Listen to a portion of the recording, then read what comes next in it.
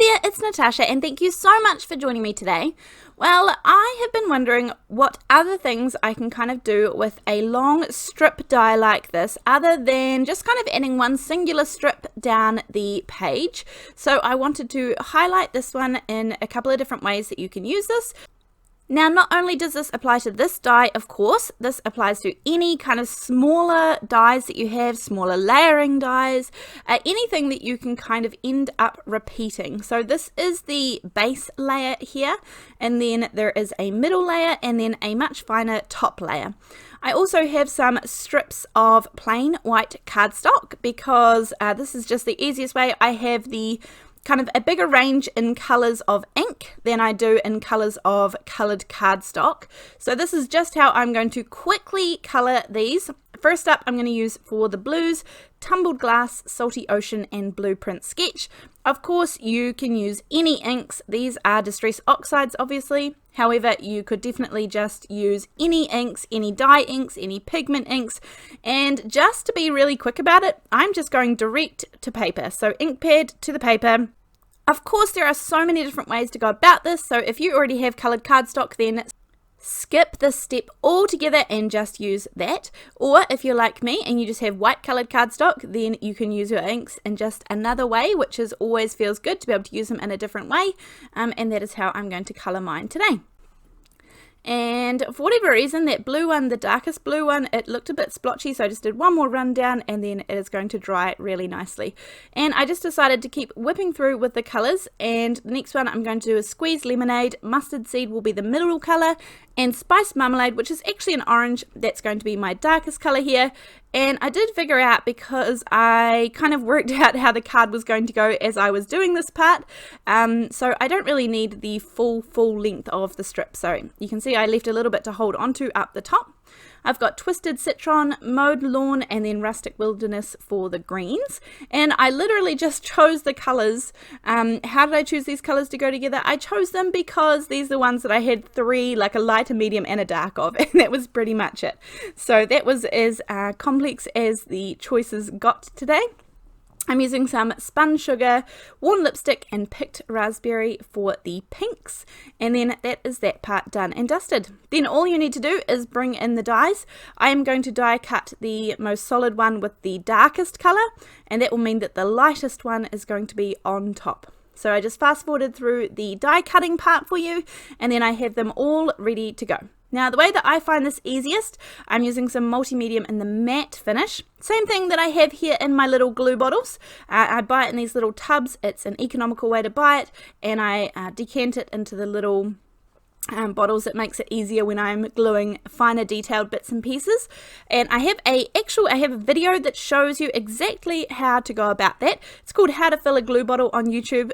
So I will either link that down below in the description box, that video. It's a really short video, and it just shows you a really easy way to get it into smaller containers, no matter what glue you have, if you would like to put it into a smaller container. It doesn't have to be this matte medium at all.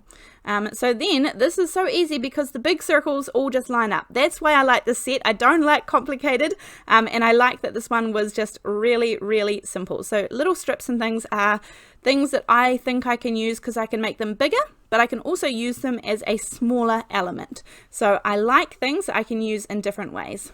Then that even just the two layers looks really pretty here, and I was debating whether I should have maybe stopped there, but I had inked and die cut all of these, so I thought I would just go for gold and keep going. So I'm going to add the layer on top, and it does block out quite a lot of the middle layer, so maybe next time I would only do two. However, when you look in close, the detail is very cool when you can see all three layers. So I must admit I do like that, and I am glad I did it, but you do lose a lot of the middle layer.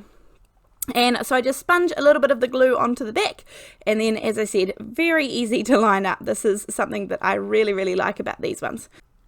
Now, even though these are layering, I like to keep things really simple. So as per, I'm going to keep it really simple with the card and change up the order just a little bit. And then I'm going to get some low-tack tape. I use the mint tape from scrapbook.com. This is the perfect tack. I purchased a whole lot of low-tack tapes and I tried them all out, I feel, and this one by far was my favorite.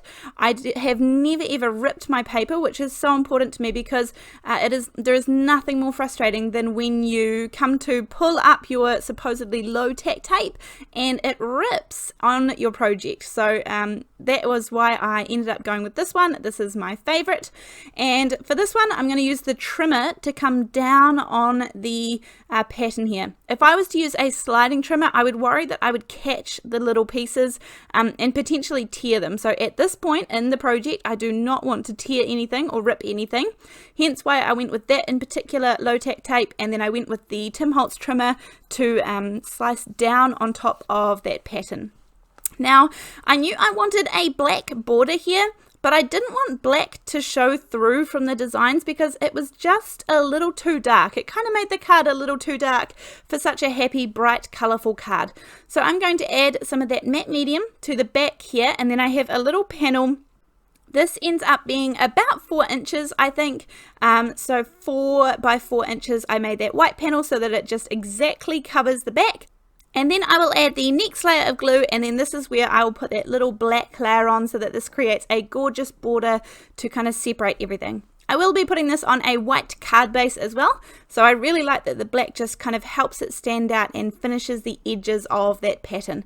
This is where I tear back the tape, and I know that this isn't going to stick or rip, so that is perfect, and I really like this. So far so good. Now I'm going to do an extra little bit of detail. You could definitely skip this step, but because it is a bold, bright background, I'm going to add a little bit of vellum. Now these are the stitched borders, which I haven't pulled out for a really long time from Lawn Fawn. I have no idea if these are still available. They just kind of add in some stitched detail. There's crosses, there's dots, there's little slashes. And so I chose to add these to the edges of my little vellum strip. I'm popping some vellum on just to help the sentiment stand out from the background, although I do want to keep the rest of the background really nice and free because we worked so hard on it, and that's kind of the shining part of the card. So I've got my little strip of vellum, and then here I've done both sides. I'm just going to pop it on some black cardstock so you can kind of see what it ends up doing. Just adds a little bit more to the edges, but you most certainly can skip that step, definitely. This is the sentiment labels set from Spellbinders, just a little set, and each one of those little rectangles there fits inside of the label die, and I kind of like that because it means I can pop up the sentiments really easily. And then as for the stamps, I have lots that will fit on here really well. Even the all occasions, the paper rose sentiments, the pre-printed ones, they are going to fit on there really nicely too. So I really like these, but this stamp set is called the Let's Celebrate Sentiments. Now I had pre-cut one of those little rectangles there, and this was the very first time I had stamped this stamp, and I didn't stamp it off on something else, so I really just felt like it was a little bit blurry. I kind of maybe pressed a little bit hard with the ink, I'm not sure. So anyway, I stamped it down on another piece of paper, and then when I die cut that one out, that was much better. So this is what I wanted to do with this set, is you can pop these up on a little bit of foam tape and it just creates that extra little bit of dimension. So I like that aspect. Very simple, but when it's such a simple sentiment, the little things sometimes make a difference. Now speaking of making a difference, I love those two little holes. You can put twine, string, ribbon, all sorts of things down the edges, and I've been really kind of getting into that recently. So here I was busy thinking about what I could add into the little holes at the end. Just while I'm thinking, I'm going to pop the vellum on, and I knew that I wanted to pop a little piece in the middle there because I don't like when the vellum bows around the card. So if I can hide a little bit of double-sided tape on the front of the card as well, I know that it's going to sit nice and flat and flush with the card front. So this has got that little bit of stitching detail on it. Again, you can totally skip that, even add your own or pop a stamp in the background, anything on the vellum just to help it stand out a little bit from, as I said, quite a busy background. So I push down that little bit on the front that is adhering that down there, and then I have those two little pieces of exposed adhesive around the back, and then my little piece of vellum is there, ready for my sentiment. Now I thought even for this one, instead of ribbon and things, I would just use a couple of brads. I felt like ribbon was going to just take away from the background a little too much. It was going to be a little too much on the front, and I was going with really simple. So I was like black or white, black or white. And then I was kind of thinking, maybe I'll just go with the little silver ones that I have in here. So these ones I just bought bulk, and I'm going to pull out a couple of the little silver ones. Of course, because they have their split pins. So at the back, they have two little legs, one that goes each way, that you pop down each way. And of course, that is going to be being able to be seen. So I just snipped off one of the little legs, and that way they won't move because they are adhered down with the tape as well at the back. So then once I have that done, I'm just going to add two little rows of double-sided tape, and that will keep it on my card.